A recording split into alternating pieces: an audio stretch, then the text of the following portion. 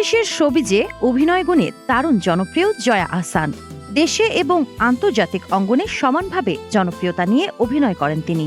তবে জয়া আহসান নিজেকে শুধু অভিনয়ের আঙিনাতেই সীমাবদ্ধ রাখতে চান না, নিজেকে জড়াতে চান মানবিকতায়, সামাজিক বিভিন্ন জনকল্যাণকর কাজে। প্রকৃতি প্রেমী হিসেবে তাকে বিভিন্ন কর্মকাণ্ডে দেখা যাচ্ছে। মানবিক কর্মকাণ্ডে তার রয়েছে দারুণ আগ্রহ।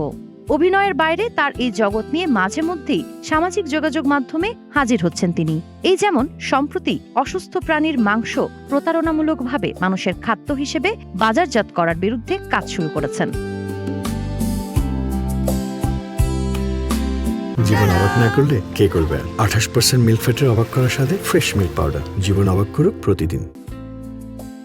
ঘোড়ার মাংসের অবৈধ বাণিজ্য নিষিদ্ধ ও নিয়ন্ত্রণের দাবিতে হাইকোর্টে জনস্বার্থে রিট দায়ের হয়েছে।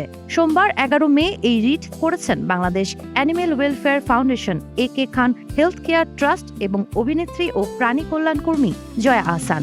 এছাড়া প্রকৃতি, প্রাকৃতিক খাবার এসব বিষয়ে সবাইকে সচেতন করতেও অনেকদিন ধরেই কাজ করছেন এই তারকা অভিনেত্রী। সাবা খান, নাগরিক প্রতিদিন।